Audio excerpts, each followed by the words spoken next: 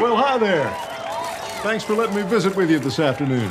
So I've got to ask about playing Bill Clinton. You've obviously voiced him on Family Guy. Well, you certainly are very persuasive. So I've been told.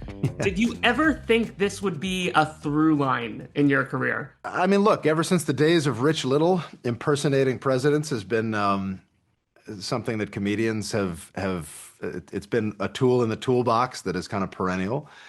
This one was interesting because it's live action, and so it comes with a lot more challenges. Your economy is bad. Well, I feel your pain, and I want to hear your grievances. We tried it a number of ways. We tried makeup, the prosthetic route. We experimented with some tests with that. We tried traditional CGI, and everything just looked terrifying. I take time out of my day to visit your little shop, and you're giving me lip? Maybe the real problem is you're just a loser. But You. All you were focused on was how weird and up the face looked. And it's a great example of AI as a tool used by the writer and by the director to achieve a scene that you could not achieve otherwise. Why don't you take a swing at me, tough guy? I'll slap you back so hard you won't even recognize your own.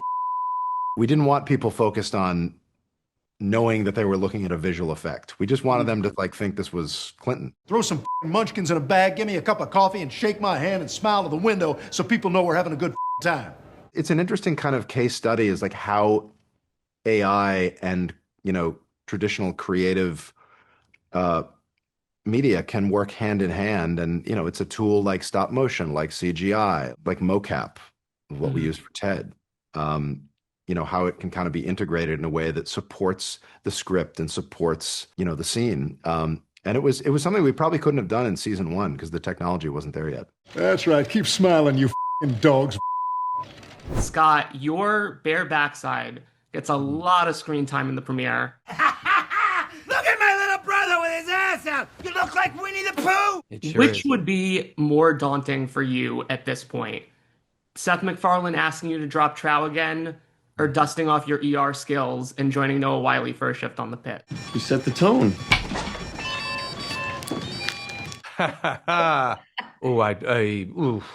Well, because of Seth, I've my kids went to college, so I'm gonna have to pick Seth on that one. Continue to do that. I did show my bum on ER. This is weird that everybody kind of goes, but I don't think they want to see my bum. I think gorgeous. They go. It's kind of a hairless young bum. I will say that, but it's beautiful. I'm as straight as the day is new. Well, sometimes I'm like a 6 in the Kinsey scale. But let me tell you something. That is one beautiful piece of ass. And I just think I'm the only one that says yes, though. They're like, Scott will do it. I think that really what it comes down to. Yeah. But Seth does write me, because I think I showed it on Orville, and then first season of Ted, I show it. I get bit by the ostrich, right? Right. And then he came to me at the beginning and he said, "You're going to be showing your bum," and I said, "Well, the guy that plays my brother is my best friend in real life for 30 years." So I'm like, this is going to be great. We should get somebody that I'm so stupidly comfortable with because my ass is in his face a lot of that scene, So I just got lucky it was a really great experience. This season, we meet Blair's father, who makes Uncle Matty look like a friggin' saint. Hey, face! Hey! Got your cars on tap! Ah! Bernie, you son of a... I got you! Got me good. I know this isn't, a super introspective show, but did that give you a clearer sense of why Blair and even Maddie are wired the way they are? Oh, yeah. And that's a great question, by the way. I think that was a really important episode to have in there. And I knew we were doing it for a while before we shot, actually. And I was really kind of excited to see where they took it. And the wiring that these two brothers, how they grew up and the environment that they grew up in they are a product of their environment. And I think that it kind of, for Blair, it was eye-opening a bit. She really comes to an understanding of where Maddie's coming from, especially with that moment at the end that they have of that episode. But yeah, it was really cool to also see where Blair came from and how the Bennett family really took her in and saved her from this narcissistic kind of egomaniac. You're acting opposite this inanimate object. Sometimes it's a stick with two eyes. Sometimes there's nothing there. There is a scene that is going to be lodged into a lot of viewers' memories where Ted runs out of Mrs. Robotchek's house wearing a certain, sure. Yeah. certain purple accessory. What the is that? Are you seeing anything in that moment? Nope. Nothing. Nope. You Pure just have to- imagination. When I'm looking into the passenger seat, I'm like, what is that? No, yeah, nothing at all. Georgia, you have a pretty intense makeout session with Ted this season. Yeah. Talk to me about the logistics. Are you kissing a stuffed bear? Is it a tennis ball and a stick? What are we dealing with? Thank God, no. I did get a stuffed bear for that situation. I was really curious too, because I know that he made out with somebody in a different movie at one point. It's been a minute since I've seen, but I was like, how do you do they knew how to handle it. I did not. But yeah, you get Ted, and Was it the full stuffy or was it like the egg? it was the egg. So Yeah. the egg is when they just have the body and Just the the head. torso, yeah. They had the head too. Oh, they had the head too. Yeah. Okay, so no limbs. So no limbs. Yeah. The limbless Ted, and I was like, is this clean? Probably wasn't. I put my face on it and I just started going for it. And I was like, this is gonna look ridiculous, but it's gonna look ridiculous in the best. I haven't seen that bit yet. Have you? Yeah, I have. Does it look funny? Looks great. Yeah, It's like, it how could does. it not? Yeah. It's drunken makeout. We love to see it. So Speaking of VFX magic, there is a pretty high concept Dungeons and Dragons episode this season. From a production standpoint, how ambitious was that compared to a typical episode of Ted? For Ted, it was very ambitious. You know, compared to something like Orville, it was pretty benign. For Ted, it was the most complex episode that we had done. I mean, there were a lot of practical effects. There were a lot of practical sets. The whole woodland set that they're walking through was all built on a huge soundstage. You no get by me! Oh, great grammar. The demon character at the end was this phenomenal latex prosthetic costume designed by Howard Berger. It was a fun episode to do. It was an experiment. It was something you really could only do in like a season 2 or 3.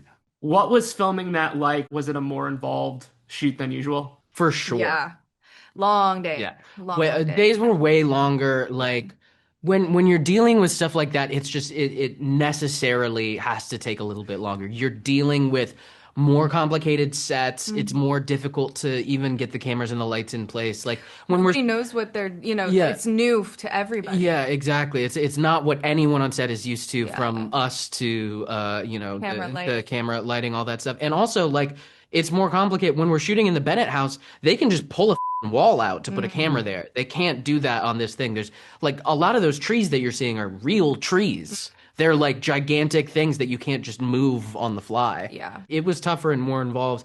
I would say maybe nobody had it as rough as Alana in that like 3D printed armor. That was super tough to wear, I know. I feel like I'm at an art museum. By hour like 15, Yeah. the costumes are a little like, just because we're out of sorts. We're not in our. I had it easier. I was in a big comfy Yeah, robe, so it got wasn't that lucky. bad. It just got a little hot. Yeah, but it was really, but yeah, I mean, it's a testament to the crew and like how amazing they are, because it was like, hey, is everybody down to just on the fly kind of try and figure some new stuff out? And it looks amazing. So Really they does. did a really good job. You two first crossed paths on Party of Five 30 years ago now. If your teenage selves from that set could see what you're now doing on Ted, what would they think? Oh, that life is like a box of chocolate stuffed. Woo! I thought I'd just crawl out of my skin and die. A lot of people loved it. I would have never believed it. I would be like, a regular on a show? No. I mean, of course, Scott being a regular on a show for the 763,000th time. Jesus, his career is so illustrious. Back then I was just a guest star, unknown, and I was so nervous to work with Scott. I never told you this, but I was so flippin' nervous because I had seen you in like teen magazines and everything. To me, he was such a this dreamboat, beautiful, well-known child actor. And then I met him in person and realized he was a real piece of shit. And then I relaxed after that.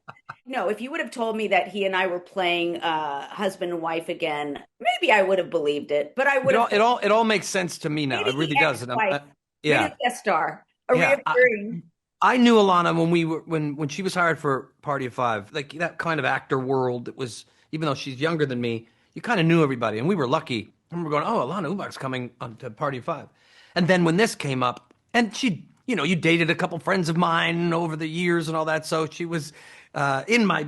So when Seth had said, "Oh, we're looking at Alana Ubach for this," I was like, "Yes."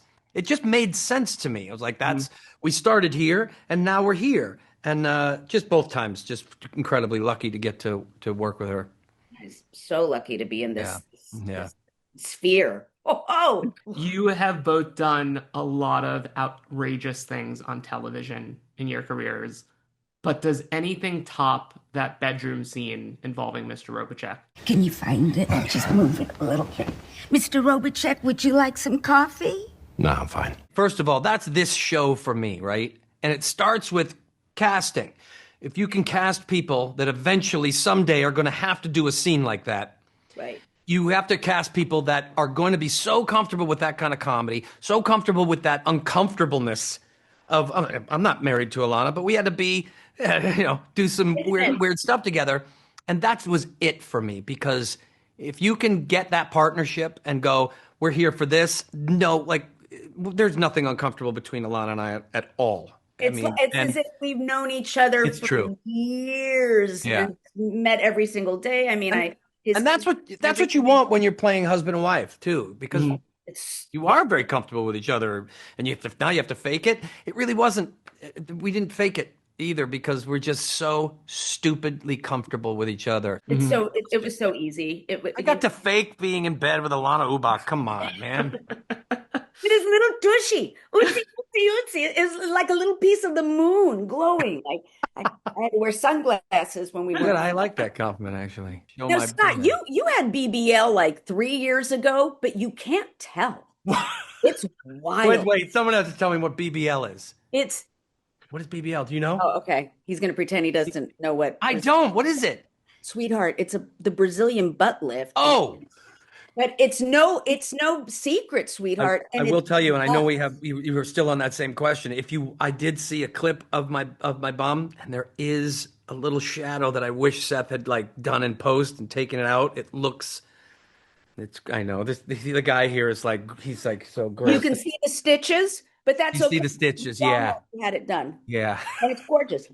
Live action Ted is obviously a pretty involved production. There was a 2-year gap between seasons. With an animated series now in development, does that feel like the more practical long-term engine for this franchise? It's certainly less expensive. That was one of the reasons that we explored the idea of doing an animated show, is that there has yet to be a method of animating a character like Ted that is not as involved as it has always been. We do it the same way we did the films. Every little piece of acting that he does is a combination of the mocap that I performed on set and our animators at Framestore in Melbourne, Australia, who then take that raw material and turn it into something that is, more refined and more focused and specific. There's really no other way to do it. I don't see AI taking over those jobs in that way anytime soon. I could be wrong. But it's something that is so involved. And the animated series is a little more manageable on a seasonal basis. Yeah. It's a way to explore the stories of these characters after the last film. Mark Wahlberg and Amanda Seyfried and Jessica Barth, who are in the movies, all appear in the animated series. They're all fantastic. It's run by Brad Walsh and Paul Corrigan, who ran the live action series with me. If people like it, it's something that's sustainable for a long time.